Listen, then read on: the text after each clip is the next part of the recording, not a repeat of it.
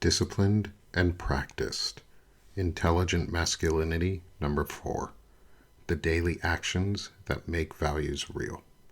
By Nick Perro on Sick of This Shit Publications. Intelligent masculinity isn't proven by how a man talks about his values. It's proven by whether a man can live with the consequences of them, especially when it's inconvenient, unglamorous, and unobserved. That's really what discipline boils down to. It's not self-punishment, not strict rigidity, not dominance over the self or others. Rather, it's the repeated act of choosing your values over your impulses. We started this series with a thesis.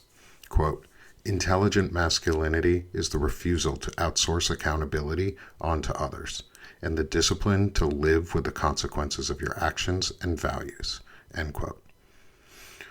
Through the first 3 articles, Masculinity and the Lie of Outsourced Accountability, Who Shapes a Man, and Defining Intelligent Masculinity, we have clarified this definition. Now we do the heavy lifting. We treat masculinity as an active practice instead of a passive identity. Frederick Pogue's framing provides us with the perfect entry point into this practice. He rejects the modern temptation to treat masculinity as a self-expression. Instead, he describes it as something more, stewardship. And stewardship is always a disciplined practice. It's the obligation to remain reliable when you're tired, frustrated, unseen, and unpraised. Frederick says, quote, "Masculinity that lasts isn't built in moments of intensity. It's built in repetition, consistency, and the willingness to be accountable even when no one is applauding." End quote. That's the philosophical pivot point. Discipline isn't intensity. It's continuity. It's the willingness to be the same person on the boring days too. Discipline is often purposely misconstrued because fragile masculinity worships the appearance of control while avoiding the internal work required to actually achieve that control. We are living through an age where men are trained to confuse dominance with strength, while discipline becomes just another way to control others rather than regulating oneself. So, what do we do about it? First, we collapse this confusion into a simple, clear idea outlined by Dr. Eric Lulov. Quote, "Power without restraint is destruction." End quote.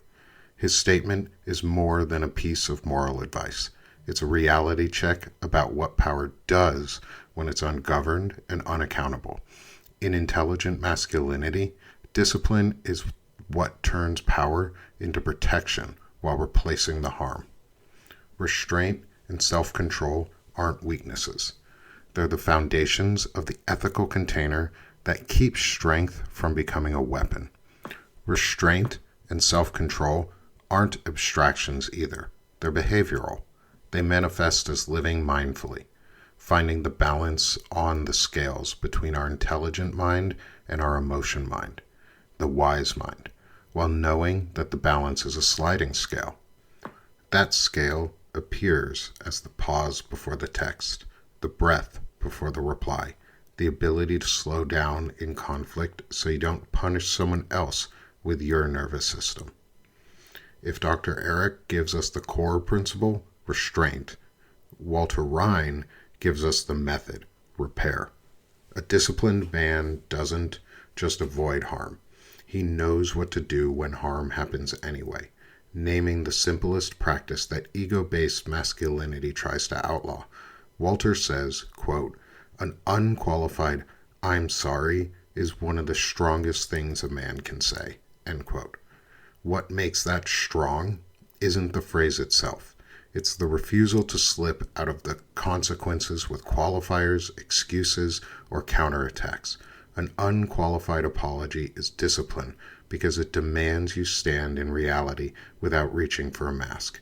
And this is where the series thesis becomes physical. Refusing to outsource accountability means you don't dump your guilt onto someone else through defensiveness.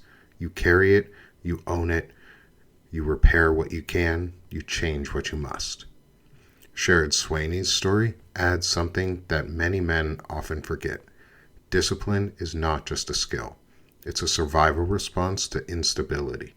When you inherit disorder, you either reproduce it or you become intentional. Sherrod said it plainly. Quote, I had to figure out how to be my own father. End quote. That isn't motivational. It's costly. But it produces a particular kind of masculine clarity, the recognition and acceptance that nobody is coming to do the inner work for you. Discipline becomes the bridge between who you were shaped to be and who you choose to become. Sherrod's arc reinforces the core theme of intelligent masculinity, responsibility without shame. You don't punish yourself into growth. You train yourself into it. Lawrence Winterman gives us the daily nuances of that training. He refuses the idea that intelligent masculinity can be reduced to a tidy definition. It has to be lived, chosen, and practiced. This texture is best said in Lawrence's words. Quote, I think the word intelligent masculinity is more of a theme than it is a definition. It's more about how you live your life. It's about the choices you make each day. End quote. Then he brings it down into a concrete behavioral contrast. The difference between domination and coaching, between humiliation and repair. Offering us this contrast, Lawrence says, quote, it's taking a different approach that's more calm, more collected. Instead of, coach is grabbing my hockey mask and getting in my face, you put your hand on the kid's shoulder and say, okay, so you made a mistake. So how can we fix this? End quote. That is discipline as relational ethics. It's not about being nice or soft. It's about rejecting the idea that power must be expressed through fear. The disciplined man doesn't reach for dominance when someone fails. He reaches for instruction, calibration, and stability. Lawrence's other practice is deceptively hard, listening. Putting into his own words, Lawrence says, quote, even if you don't agree, listen. Listen twice as often as you speak, end quote. Listening is discipline because it blocks the ego's favorite move, turning every conversation into a performance. Evan Fields forces the next step. Discipline can't remain a private practice. If masculinity is only an internal self-concept, it can stay untested forever. Refusing that escape, Evan says, quote, values create obligations, not identities, end quote. Obligations mean friction. They mean cost. They mean showing up when it would be easier to posture online or retreat into cynicism. Evan names that temptation directly when he says, quote, cynicism is avoidance dressed as intelligence, end quote.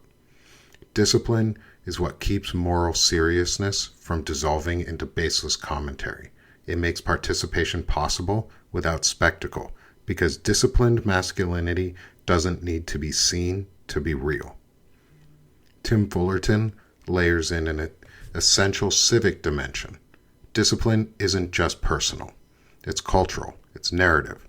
It's what we normalize and what we refuse to normalize, especially for men. Tim describes his mission using clear behavioral terms. Reach men, move men, and build something that changes outcomes.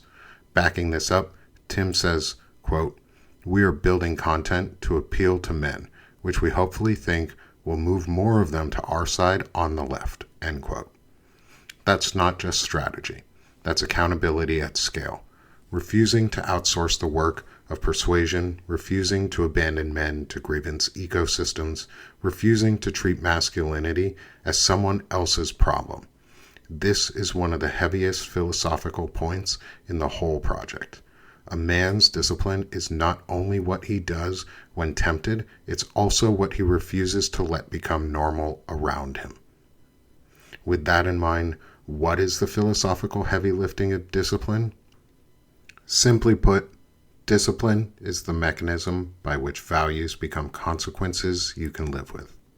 Without discipline, our values become mere decorations.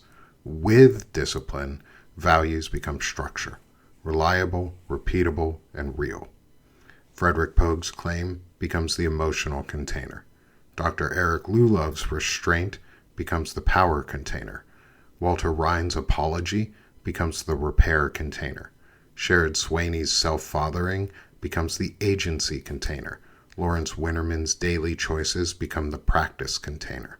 Evan Field's obligations become the civic container. Tim Fullerton's narrative work becomes the cultural container. In other words, discipline is not just one thing.